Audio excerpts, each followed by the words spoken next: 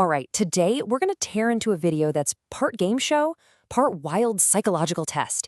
It is an absolute masterclass in creating a spectacle so intense, you just can't look away. So let's dive in and really break down how this whole thing was put together. And really, this whole thing boils down to just one simple question, and I'm going to ask you right now. Could you survive 7 deadly traps? I mean, these things are engineered to hit you right in your deepest, most primal fears. Seriously, just take a second and think about that. Because let's be real, there's got to be a reason, right? Some kind of motivation that's so huge, so powerful, that it would make you actually willing to risk, well, everything. And there it is, $500,000. That's the fuel for this entire fire. That's the number that gets someone to look at the impossible and think, yeah, I can do that. Okay, so the whole gauntlet kicks off with challenges that are all about raw, instinctual fear. This is Act 1, Tests of Instinct. Now, the person they picked for this isn't just some random guy. Our hero is Byron, a legit, battle-tested Army Ranger. You know, from a purely storytelling angle, he's the perfect choice. His background instantly gives him credibility and just shoots the stakes through the roof as he takes on these 7 insane traps to win that cash. And they do not ease him into this. Not at all. Trap number 1, he's chained to a rock, literally being pulled to the bottom of the ocean. He manages to get out, and what's his reward? He's immediately thrown into a room with a 1,000-pound grizzly bear that's sitting on his money. Wow. The intensity is just cranked to 11 from the jump. So while he's in there with the bear, Byron says something that's just so important. He looks calm, he's got that stoic Army Ranger face on, but on the inside, he's feeling it. He's feeling the pressure. And this quote, it's like a window into his mind. It reminds you that courage isn't about not being scared. It's about being terrified and doing it anyway. Okay, so this is where the game totally shifts. Pure guts aren't going to cut it anymore. The challenges get more complex, they start demanding brains and a solid plan. Welcome to Act 2, Skill and Strategy. So, picture this. He's 100 feet up on this tiny little beam, and he's dropping bags of money. He loses 150 grand, just like that. But then, and this is a genius move, he starts negotiating. He makes a deal on the spot. He'll jump off the whole thing into the water below to win back half the money he just lost. It's this insane, high-risk play, and it actually works. And boom, just like that, his total jumps back up to $425,000. See? Every single move he makes has a real immediate dollar amount attached to it, which just keeps all of us, the viewers, totally glued to the stakes. All right, this next trap, this is where Byron's background becomes a literal superpower. He's looking at a minefield.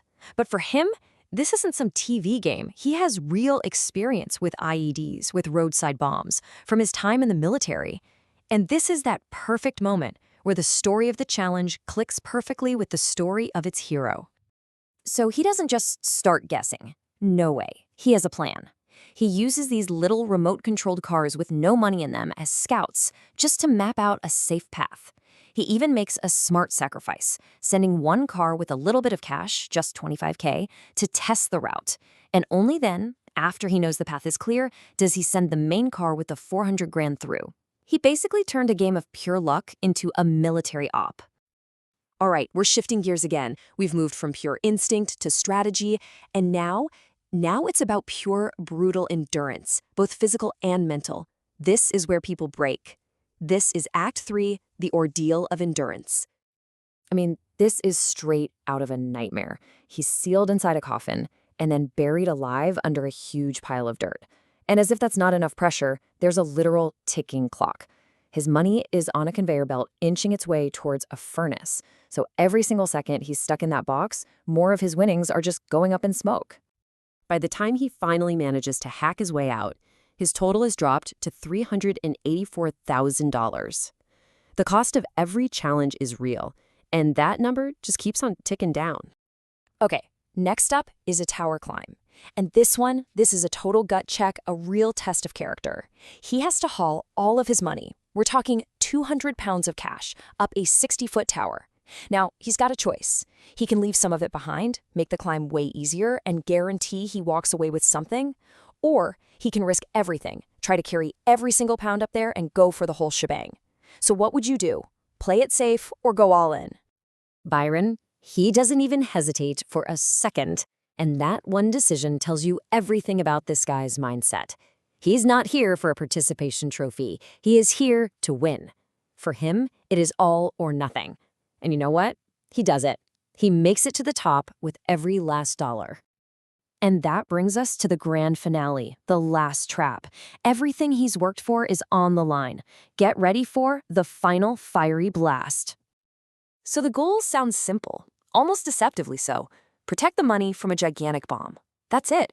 He's got 8 hours to do it, a couple of helpers, and an entire junkyard full of stuff to work with. And his plan is super methodical. First, he builds this kind of tomb out of heavy metal shields.